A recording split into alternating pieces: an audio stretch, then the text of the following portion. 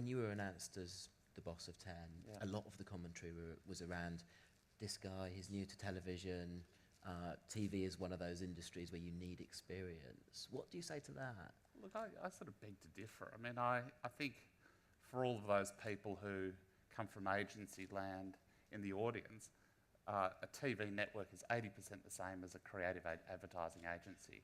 And what I would argue and say to a lot of people who ask that question, the reality is when we were creating our content, usually in shorter forms, we were looking at the master chefs of this world and saying, is that the right sort of program for us? Should our clients coexist within that format? How do we integrate brands into a TV network? And it's such a big driver of marketing communications and now social and digital, the conversation that happens out on the web.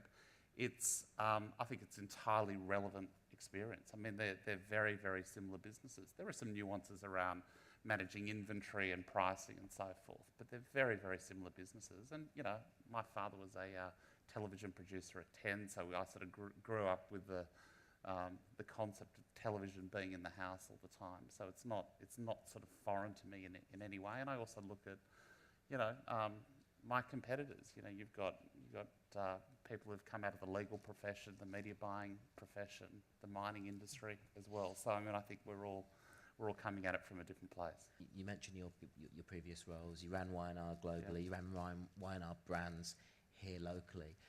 Managing creative organisations that need a creative output, what is your management style to achieve that? Look, I think you've got to let everyone know what the parameters are for the business. And, I think having a framework for the creative and the programming staff is sort of important to say this is what we stand for strategically.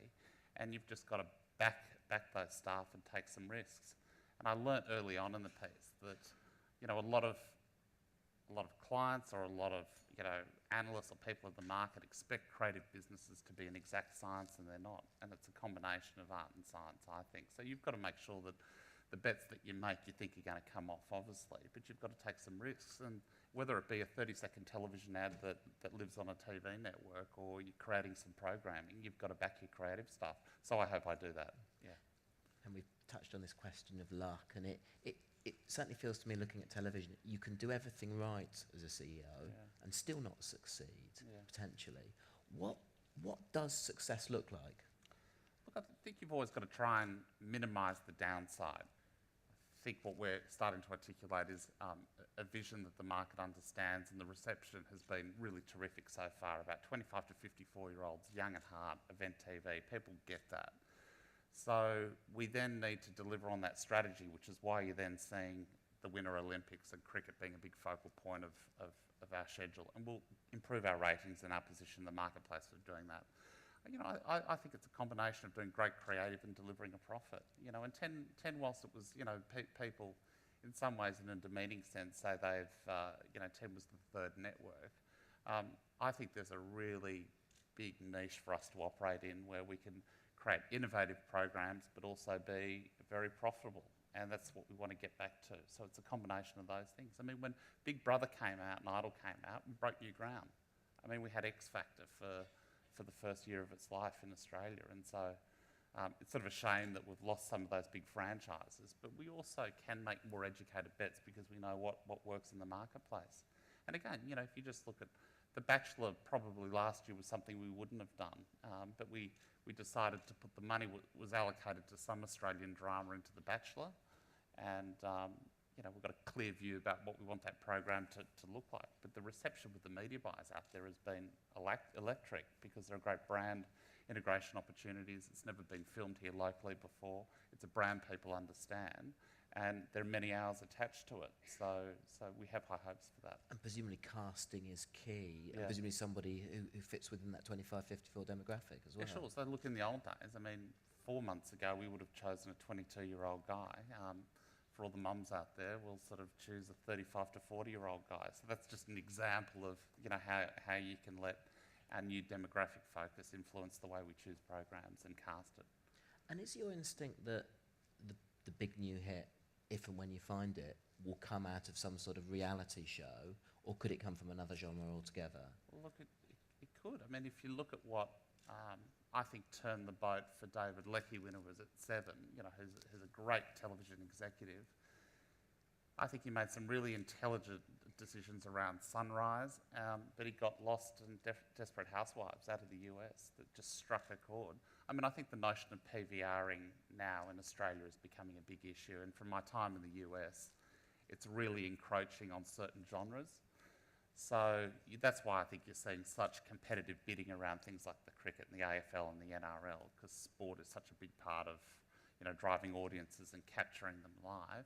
And then I think reality is good too. And then within reality, it's and shiny floor, how you then promote them is really important. I'm glad you mentioned the global perspective, the fact that you've had a chance to sort of be out of the Australian market, seen what's going on in the US. How is that informing your decisions, the fact that you have worked in this global role? Yeah. I mean, I think the amazing thing for me when I was doing the Y&R role was that we had 186 offices in 120 markets. And everywhere I travelled, and I got to most of those offices, the way media consumption was changing was virtually exactly the same from market to market. So you could argue that, the US was more advanced than Vietnam, but still, the rise of pay TV, social media, people viewing more stuff online, pretty much happen in a consistent fashion. So hopefully I'll be able to sort of translate that here locally. The other thing that I think the US is a little bit more advanced at this point in time is the concept of TV driving social engagement and discussion on the web is really important. And I think for Ten, what we've got to do is capture the good work that we do on television, and then on behalf of our clients, introduce a social and digital component that I think will be very powerful. Now, you mentioned a couple of minutes ago David Leckie, Sunrise, the man who was behind that, Adam Boland, works for you now. Yeah, he's great. He's currently developing his own format. The leaks in the papers over recent days suggest possibly multiple city production format, maybe Sydney and Melbourne, possibly on a beach, maybe Manly. Is there anything more you can tell us at all? I think they're all possible. Yeah, so look, okay, what's the brief you've given Adam? Look, he's like what we said before about backing your creative people. I mean, as an EP, he's brilliant, got lots of good ideas. It's pretty much an open slate. So we discuss intensely what his ideas are and try and challenge him to make sure that he's making the right decision. But, it's fair to say we want to get breakfast out of the studio and make it very Ten-like. So it'll probably be a little bit looser in format. I can't reveal too much, but I think it'll be a really interesting program that'll just sort of anchor our day, kick us off every day. Yeah. Will we see it this year? Perhaps. Probably. Maybe. Yeah. We'll compromise on that.